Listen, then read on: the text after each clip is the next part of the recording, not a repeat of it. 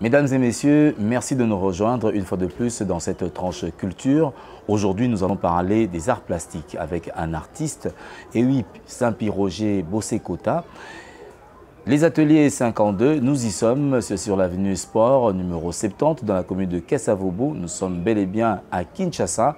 Vous observez bien sûr cette chaleur qui s'amène vers vous à travers bien sûr cette émission et surtout les toiles qui vous seront présentées. Alors, nous allons parcourir l'étendue artistique de notre invité du jour, Saint-Roger Bossekota, à qui nous disons un grand bonjour. Bonjour Bob et tous les amis, les amoureux de la culture et ceux qui vont nous suivre. Je les salue, moi l'artiste Saint-Roger, comme vous venez de le dire. Alors c'est un réel plaisir, l'artiste a multiples facettes, il est également dans la musique, mais aujourd'hui nous le retrouvons plus dans les arts plastiques. Alors Saint-Roger, j'aimerais savoir, le goût des arts plastiques, si pas de la peinture, t'est arrivé comment, au-delà bien sûr de la musique, qui est l'art dont on reconnaît facilement? Ça c'est une bonne question Bob. Moi je dois dire, ce goût-là c'est venu lorsque j'étais encore tout petit.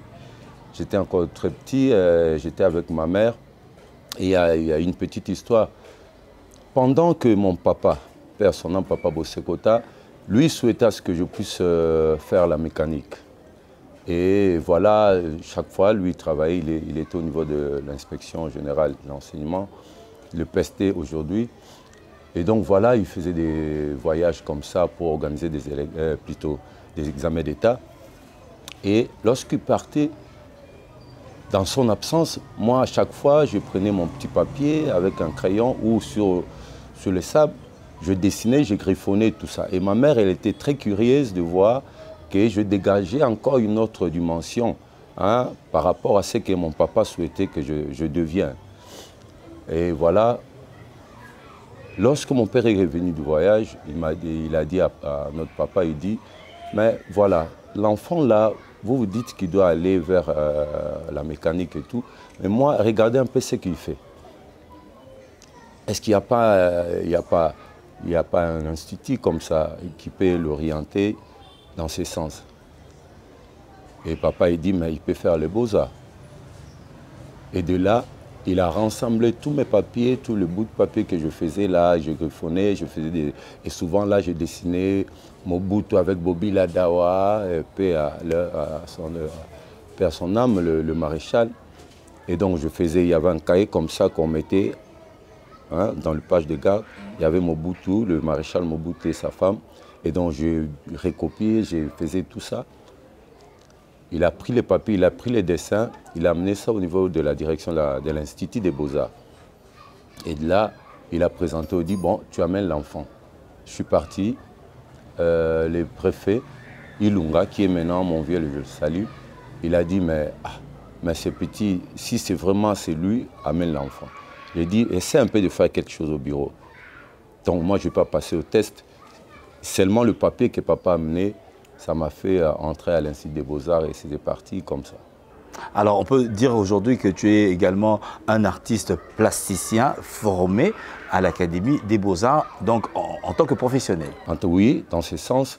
Mais je dis, Bob, l'artiste, c'est quelque chose, c'est un don inné. Mais je peux citer l'exemple de notre vieux, beaucoup de vieux comme ça, ils font aujourd'hui de merveilles, qui n'ont pas passé sur le banc de l'école à l'Académie des Beaux-Arts. Mais ils sont maintenant des grands messieurs. Et donc, l'Académie, si tu as quelque chose, à l'Académie, on va vous donner des normes et des principes. Donc, justement pour perfectionner ce que vous avez à vous, là, ils vont vous orienter pour passer dans des normes universelles pour que vous soyez un peu considéré. Parce qu'il y a des choses, on fait bien, mais la mélange de couleurs, telle couleur avec ça, ça va donner ça, j'ai appris à l'Académie, les proportions, il faut comment centrer les éléments. Tout ça, l'Académie des Beaux-Arts, que j'ai dit merci. Alors, qui ont été tes modèles? Quand tu es arrivé à l'Académie, tu en sors, tu dis, ben, aujourd'hui, c'est vrai que je faisais des petites toiles, si pas des petits dessins. Sur papier. Sur papier. Aujourd'hui, je suis formé, mais telle personnalité dans le monde de la peinture m'a vraiment inspiré. Du coup, comme ça, lorsque je suis arrivé à l'Institut des Beaux-Arts, ce qui m'a impressionné de voir comme ça, c'était la sculpture. Parce qu'il y avait de petits bâtiments, nos salles de classe étaient proches d'un atelier de la sculpture. Et donc là, en sortant, après, pendant la récréation, je venais, j'ai dit, mais waouh, là on travaillait, on faisait sortir des personnages et des bustes comme ça, des grands noms. J'ai dit, mais ça, d'emblée, je vais faire ça. Donc j'étais un peu embrouillé avec tout ce que je voyais. Mais maintenant, au fur et à mesure que j'étais là, pendant la récréation, on faisait aussi des tours dans d'autres bâtiments. Et un jour, dans le grand bâtiment, je suis monté vers le grand bâtiment avec les amis. Je découvre l'atelier de peinture avec le professeur Moukalaï, que je le salue. On a essayé un peu de voir à l'intérieur. La porte était fermée, mais on poussait un peu pour voir ce qui se passe à l'intérieur. Je vois des peintres impossibles. Et là, j'ai vu Berry, qui aujourd'hui, je le salue, le professeur au niveau de l'académie. Aussi Lusakweno, les deux noms-là. Parce qu'ils étaient des grands dessinateurs à notre temps. Et ils faisaient tellement bien le dessin et la peinture. Hein? Ils donnaient des paysages, ils faisaient des paysages d'après modèle, réalisme, vous devez recopier, on pose quelqu'un, vous le recopiez, vous faites des dessins. J'ai dit non, j'abandonne la sculpture, je vais vers la peinture. Et à la peinture, à la fin, j'étais en 3e année, je devais passer maintenant en 4e pour choisir l'option. Je passe au test, j'échoue. Oh, mais non, mais là, c'est grave. Qu'est-ce que je dois encore faire? Et heureusement, on a encore recommencé le test. Et j'ai dit, ah, ça tombe bien. Je reprends et je passais au 2e test. Et donc, c'était parti. Mais c'était bien partout. Vous allez en métal bâti, vous trouvez toujours avec le prof Guichard. C'était impeccable. Les élèves travaillaient, ils se défoulaient. Vous sentez vraiment qu'il y a des choses qui se passent. Et ça m'a emporté et tout. Même la goût. Pour avoir ce goût-là dans la musique, c'est parti toujours de l'Académie des Beaux-Arts. Parce que après les études, derrière, j'écoutais, il y avait des gens qui répétaient derrière le grand bâtiment, des élèves. Derrière, là, on appelait, il y avait le grotte qu'on appelait grotte, derrière la grotte. Les élèves répétaient là-bas pour préparer le promo scolaire et tout. Et curieusement, je suis passé voir, j'ai dit, je dois en refaire la musique. Donc l'Académie des Beaux-Arts, c'est vraiment ma mère. Là, voilà. C'est la mère. Alors, est-ce que tu te rappelles du premier tableau que tu as eu à réaliser? Moi, le premier tableau, c'est là dire, si je dois dire en termes de profession, commencer à trouver quelque chose ou à recevoir quelque chose de ce que je fais, c'était mon papa, à part l'inspection, il était récupéré au niveau de l'hôtel Okapi. Et là, il était comme interprète, parce qu'il parlait 8 langues, mon papa. Et 8 langues, ce papa-là, il est formidable, personnel. Et il voyait ce que je faisais. Là, on faisait d'abord des cartes postales, des petites cartes comme ça, pendant le fin de l'année. Et lui, il a dit, voyez, avec tout ce que tu fais, je peux prendre une petite table au niveau de l'hôtel Okapi. Il a cherché de mettre une petite table et il posait mes petits dessins là. Et je vendais. Donc c'était des cartes postales d'abord.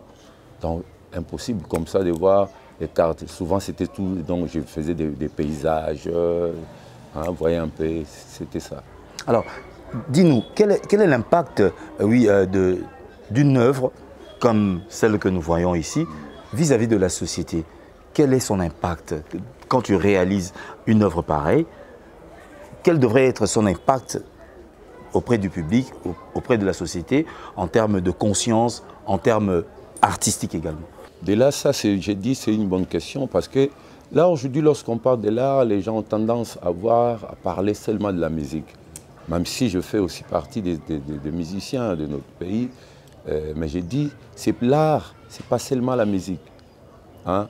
Ici, par exemple, nous sommes dans l'art plastique. Une œuvre d'art a toujours quelque chose derrière. Au-dedans de cette œuvre, il y a un message, un langage codé. Mais c'est maintenant les gens qui vont voir, qui vont admirer, qui ont ce sens-là d'observation et d'attirance, d'approcher. Ah, au contraire, au niveau... Et c'est de là, je vous remercie Télé 50 parce que ce genre d'émission, ça ne passe plus. Hein, là où ça peut stimuler la masse, ça peut ramener les gens. Nous sommes des élites. Nous sommes là, des éclaireurs, pour ramener le troupeau vers une destinée meilleure. Mais lorsque les gens ne s'intéressent pas à ça, avec ça par exemple, tu pourrais nous expliquer qu'est-ce que tu as peint ici? La grandeur d'une femme. La grandeur d'une femme. Comment ça s'explique, la grandeur d'une femme? Mais ça, c'est une œuvre surréalisme. C'est un peu abstrait, mais pas vraiment l'abstraction. C'est surréalisme. Donc je passe au-delà de la réalité. Par exemple, cette dame, vous le voyez, la tête, elle est assise, mais normalement, ce bras ici, ça ne peut pas être ici, ça devait être ici. Mais voilà, dans le réalisme, je passe au-dessus. Mais c'est tout ce que je fais est significatif. Vous voyez, au-dedans de cette dame, vous trouvez, c'est comme parce qu'il y a l'enfant à l'intérieur. Elle est en train, la grandeur d'une femme, elle est en train de protéger son enfant, de le ramener vers ce fleur. Et elle est en train d'enseigner, d'admirer la nature. Parce qu'aujourd'hui, nous avons tendance à négliger la nature. Or, si vous vous dissociez de la nature, vous êtes nuls. Les Européens et tout ce monde, ils se développent vite parce qu'ils sont accrochés à leur nature, à leur culture, à leur nature. C'est cette leçon que j'appelle aux gens de comprendre. Et vous allez trouver, le tableau est tellement fort dans le fond rouge, cette détermination qu'une dame doit avoir pour développer son foyer. Vous voyez un peu, regardez nos mamans, comment elles se battent aujourd'hui pour faire nourrir leur foyer. Sans la femme aujourd'hui, je ne sais pas si le Congo devait avoir la force de se tenir. Ce sont nos mamans qui font un peu tout. Alors là, tu as parlé quand même d'un langage codé. Alors, quel est le thème? Tu as dit femme? La grandeur d'une femme. La grandeur d'une femme. Et l'intitulé de cette œuvre. Alors, tu peins généralement sur quel autre thème de la vie? Souvent, je suis dans la nature. Et dans la nature, l'élément maîtresse, c'est la femme. Moi, je peins la femme. J'aime la femme. C'est elle qui est au centre de tout, du développement, de l'échec, de tout, la femme. Même aujourd'hui, si vous voyez, il y a l'échec dans nos politiciens et tout. Moi, je ne condamne pas eux, je condamne leurs femmes. Comment ça? Ah, mais c'est à eux, parce qu'ils ont le temps de tout. Parce qu'un homme qui écoute sa femme, vous voyez, Bob, si la femme insiste sur un sujet, je crois que l'homme doit toujours s'incliner.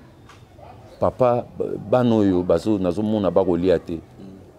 Ça, tout est provision. Donc voilà, c'est la femme qui est au centre du développement. Et donc moi, je peins surtout, je peins la femme.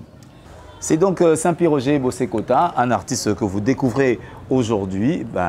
Ce sera une occasion également pour faire un tour dans ses ateliers. Comme je l'ai dit tout à l'heure, c'est sur l'avenue Sport, numéro 70, dans la commune de Kasavubu à Kinshasa. Donc vous trouverez les ateliers 52. Est-ce qu'on peut dire aujourd'hui que l'art d'aujourd'hui pourrait participer à la construction d'un État au lendemain? Mais pourquoi pas? Pourquoi pas? La Chine aujourd'hui, si elle est devenue comme elle est aujourd'hui, c'est parce que Mao faisait des échanges. Mao écoutait les artistes, il dînait, il prenait le temps à écouter les artistes. Mao. Et aujourd'hui, la Chine, elle est devenue telle qu'elle est. Parce que en nous, il y a des choses qu'on doit donner. Parce que vous pouvez avoir, par exemple, ici, je suis à Kasavubu, vous me dites, mais vous parlez, mais qu'est-ce que vous voulez? Qu'est-ce que vous pouvez dire à nos autorités pour la commune de Kasavubu? Je dirais simplement, nos autorités, s'ils peuvent écouter, je dis, mais commencez à acheter des parcelles qui sont négligées ici, commencez à changer l'architecture, qui est un modèle d'architecture, et commencez à donner, à faire louer ces maisons, excuse-moi, dans des normes voulues par l'État. Vous voyez? Et de là, nous allons trouver l'uniformité dans la construction. Vous allez trouver des salles, des espaces de basketball, de football, des bibliothèques, des salles d'exposition dans notre commune de Kasavubu. Ça, c'est l'État qui doit faire ça. Mais si vous ne consultez pas, une parcelle à Kasavubu, de 25 carrés, ça fait faire sortir des grands bâtiments Et les 2 grands bâtiments peuvent loger combien de maisons? Des 10 étages, 10 étages. Ça peut loger combien de familles? Voyez, un peu avec ces simples idées-là, on peut avancer, on peut commencer à avancer. Mais si vous ne consultez pas, vous pouvez avoir ces idées-là, mais il faut écouter les artistes. Nous pouvons vous amener qui est dans le bon. Parce que l'inspiration qui est en nous, c'est le bon Dieu qui nous a donné. Si vous négligez les artistes, mais vous allez consulter qui? Vos conseillers politiques. Nous les respectons, bien sûr, mais ils n'ont pas la profondeur esthétique, la profondeur du mouvement, la profondeur. Chacun peut mettre dans son domaine. Est-ce que l'on peut dire, parce que dans plusieurs États, que ce soit en France et dans d'autres États un peu assez développés, on dit que la culture est source de richesse. Oui. Est-ce que c'est le même cas ici en RDC? Non, ce n'est pas ici. Qu'est-ce qui empêche de faire de la culture, si pas encore des arts plastiques, une richesse pour l'État congolais? Et d'abord, il faut qu'il y ait une bonne politique culturelle. Ça doit commencer d'abord dans notre ministère. Il faut qu'on change. Il faut que celui qui sera à la tête, que ce soit quelqu'un de culturel. Or, par contre, nous voyons, c'est comme si c'est un poste négligé. On dit, bon, quelqu'un d'autre peut être là, peut être... Or, ça peut générer d'argent, beaucoup d'argent. Voyez un peu si vous allez vers Kanchachi, et je dis bravo, parce que là, je vois, il y a l'aménagement au niveau de Kanchachi, en prenant tout au long du fleuve. Vous sentez qu'il y a un peu cet aspect esthétique. Si ça doit continuer, là où il y a des gens qui ont essayé un peu de mettre ces histoires à l'air paillote pour vendre des boissons, des kiosques, c'est bien.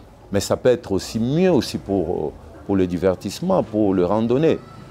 Les gens peuvent passer là-bas, mais contrôlés par notre culture, par notre ministère. Qu'on érige des histoires, des monuments, des statues au bord du fleuve. C'était justement la question que j'allais te poser pour savoir, aujourd'hui, est-ce que la ville de Kinshasa est suffisamment habitée, ou bien on y a placé des œuvres d'art qui permettent à ceux qu'il y ait un regard également sur l'art plastique? Il n'y en a pas. Et tout ça, ça casse, quoi. Ça casse l'esprit des gens et les gens ne savent plus. Vous voyez, si on doit voir là où, à la fin, pendant le week-end, aller un peu se défouler, les gens ont tendance toujours à danser le ndombolo et se mouvoir, je ne sais pas, le sang. Or, ils peuvent passer leur week-end aussi à admirer des œuvres, échanger avec les artistes. C'est important. Parce qu'à travers, vous voyez, comme vous êtes là, on fait l'échange, vous m'écoutez, je donne des choses qui peuvent... en écoutant, celui qui est captivé, il peut améliorer sa façon d'être. Hein, vous voyez, ça traverse ça. Donc on doit, tout au long là, selon pas. Si c'était moi, à la tête du ministère, j'allais faire tout que c'est cet endroit-là, tout au bord, c'est très magnifique. Ça allait être un endroit de randonnée, de visite, qu'on devait appeler nos amis de l'Académie des Beaux-Arts et tout. Aller faire des choses là-bas. Ça peut générer beaucoup de recettes, seulement cette petite partie. Et si vous voyez vers Maluku, vers Plateau, vers l'entrée Congo central, il y a des endroits, nous avons des espaces magnifiques au Congo, à Kinshasa surtout aussi, vers la rivière Njili là. Je regarde, j'ai dit, mais pourquoi on ne peut pas nous appeler à écouter? Et ce qui est grave, ici, nos autorités ici doivent faire appel aux gens pour le consulter. Ils voient seulement les noms. Ils cherchent des noms connus. Et pourtant, il y a d'autres. Il y a d'autres. Moi, je dirais, nos frères, nous sommes plein. Mais ils ne consultent pas. Il suffit seulement d'avoir un nom. Et ils croient avoir un nom, c'est avoir le savoir. Ça, c'est quelque chose que ça doit. Je leur demande avec beaucoup de considération, de respect. Ça doit cesser cette histoire. Comment est-ce qu'on pour consulter les artistes? Non, des fois, on est là, on suit, on fait appel aux artistes. Vous voyez que c'est seulement des noms connus. Qui vous dit ces gens-là, ils vont réfléchir aussi mieux que nous? Vous avez, est-ce qu'ils ont le temps de répertorier les artistes dans leurs ateliers?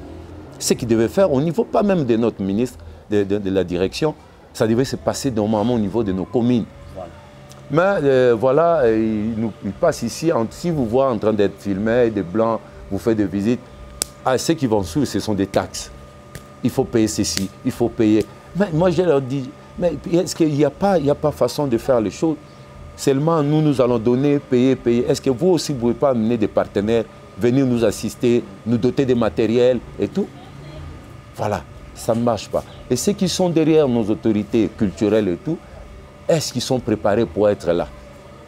Les attachés culturels, donc c'est un problème de reconnaissance, oui, à l'échelle nationale, même, comme il venait de le dire, à l'échelle municipale. Si on devrait déjà répertorier les artistes, ce serait une bonne chose pour essayer un peu d'avoir ces talents et les faire découvrir au grand monde. Nous allons poursuivre dans cette émission en vous rappelant que nous sommes avec Saint-Pierre-Roger Bossekota, qui est un artiste, oui, avec grand A, aux talents multiples, parce que là, il est en train de parler art plastique, mais il est également dans la musique et dans d'autres choses que nous allons également découvrir.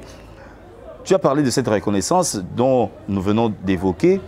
L'intérêt du public, tu en as également parlé, c'est plus les expatriés qui ont une tendance à visualiser. Oui. Mais ces expatriés-là aussi, c'est grave. C'est depuis 2010 que tout a été cassé. Donc, l'arrivée de nos amis chinois, tout ça, les Européens ont parti, donc et ils ne savent pas, parce que nous, c'est l'Europe et nous qui a ce lien-là culturel, un lien d'échange. Ils connaissent notre histoire et nous, on sait cet attachement-là.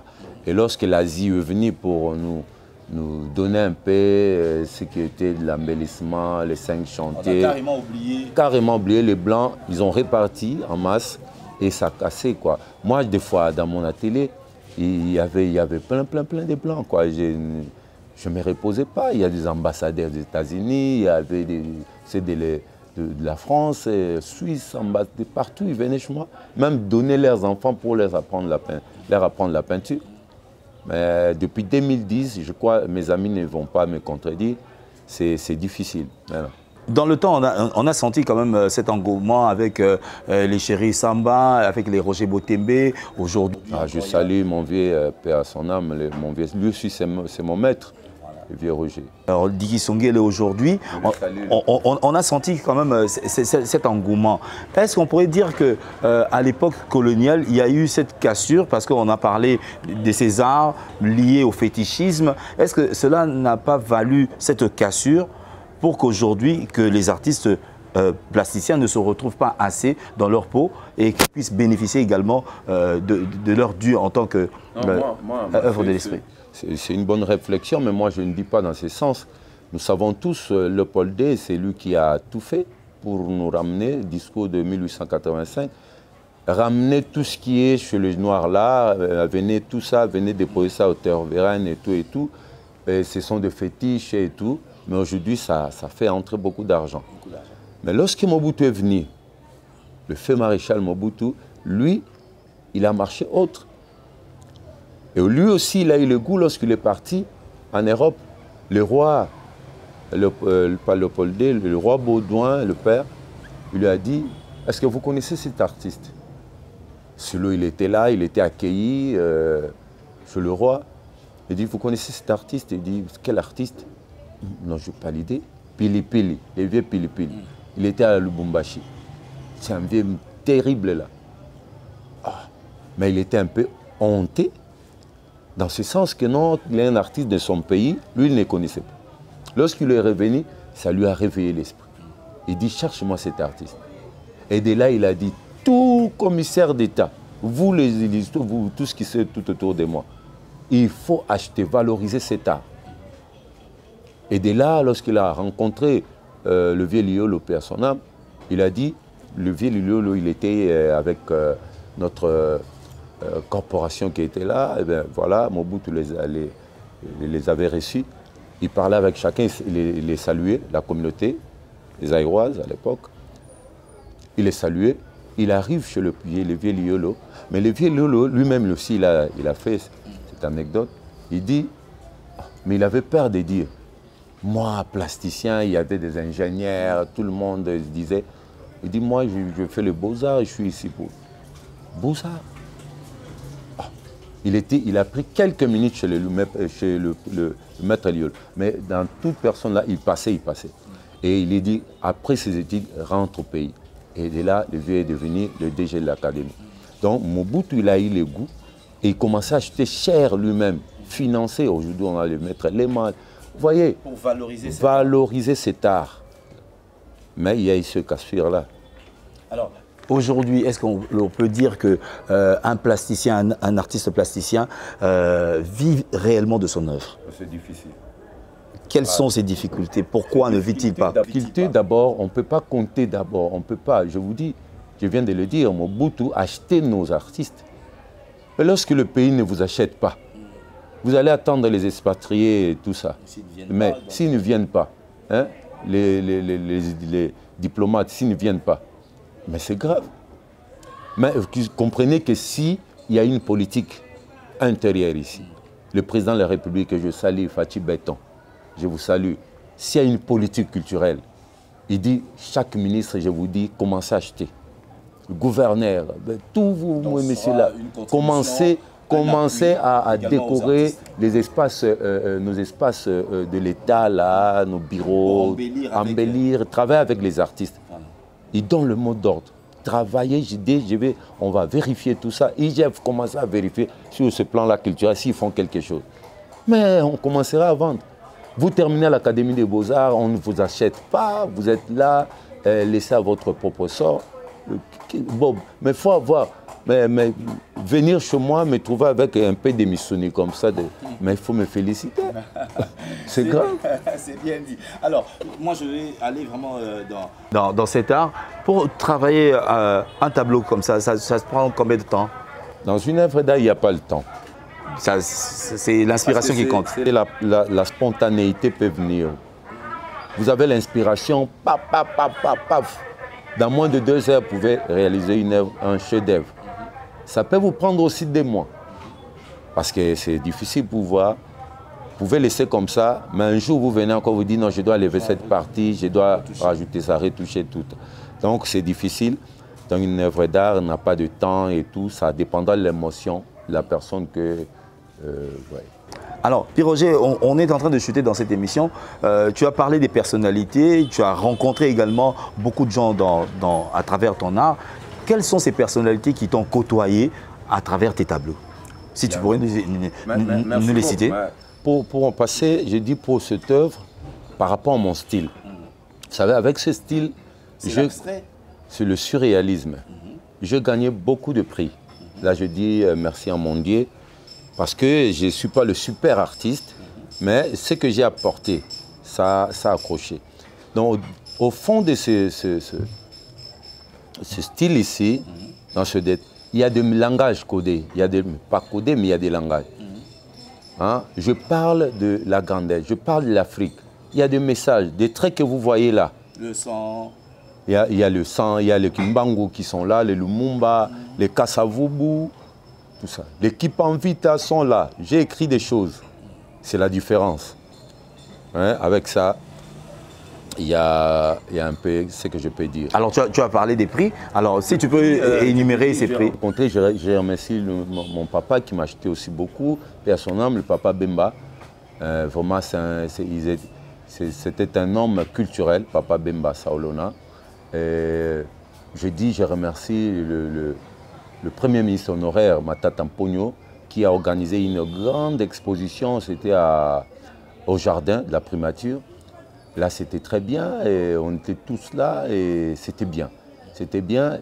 Plusieurs fois, j'ai reçu le prix au niveau de l'ambassade de France. Il y avait un concours comme ça, les femmes diplomates, ils nous ont passé un test, et ils ont récupéré 15 artistes congolais. Je fais partie parmi les 15. Et après, ils nous ont fait exposer plusieurs tableaux. Al de la Gombe, on était vraiment des princes. Vous voyez? Donc, ils nous ont menés par voilà. Et j'ai eu le prix à l'ambassade des États-Unis, avec la présence de l'ambassadeur des États-Unis. Mutombo Dikembe était présent, notre ministre à l'époque, Banza Mukala et personne. Donc, il y avait ces prix-là. Il y a le prix de l'Union européenne que je gagnais aussi. Et voilà un peu tout ça. Beaucoup d'expositions à Kinshasa, au centre Olympique Bruxelles, au Bilembo, au centre Bilembo. Je salue Madame Chantal Tombi, que je les salue parce que là, d'ici là, il va m'exposer, faire exposer dans le centre Bilembo. Et pourquoi pas. Donc, En termes d'exposition, je fais beaucoup d'expositions. Donc là même, il n'y a même pas, comme on dit, Machezate. Machezate. Et donc je demanderai, je salue aussi la fondation Patrice Aimé Lumumba, mon vieux Roland Lumumba, qui est un homme aussi culturel. Il est tout le temps à côté des artistes, des fois.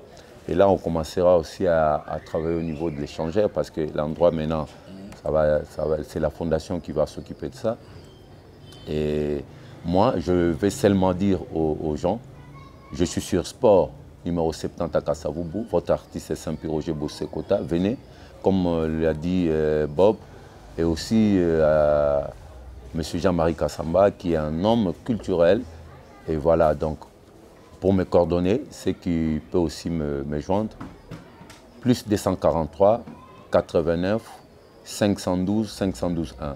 Je reprends, plus 243 89 512 512 1. Moi-même, vous allez me trouver. Donc, je n'ai pas de secrétaire, et parce que je peux dormir, je rate l'opportunité. Moi-même, même à 2h, 1h du matin, je dors tardivement en train de travailler. Voilà. Alors, on va quand même faire un tour dans ces ateliers pour essayer de voir comment ils travaillent. Moi, je vous laisse sur ce goût. Au prochain numéro, nous allons nous retrouver certainement avec un artiste qui va également vous plaire. Au revoir. Et... Je suis Bob. Excuse-moi, je suis dans le fer forgé. Vous allez voir, j'ai des histoires, les monuments en fer, des chaises, de lits, tout ça, je fais aussi. À découvrir sur cette même chaîne, ce sera dans un prochain numéro. Pour aujourd'hui, c'était donc Saint-Piroger Bossekota, artiste avec grand A, parce qu'il n'a pas encore dit son dernier mot par rapport à l'art. On le trouvera dans la musique, dans la peinture et également dans d'autres tâches. Et c'est pour très bientôt. Restez donc branchés et n'oubliez pas de vous abonner.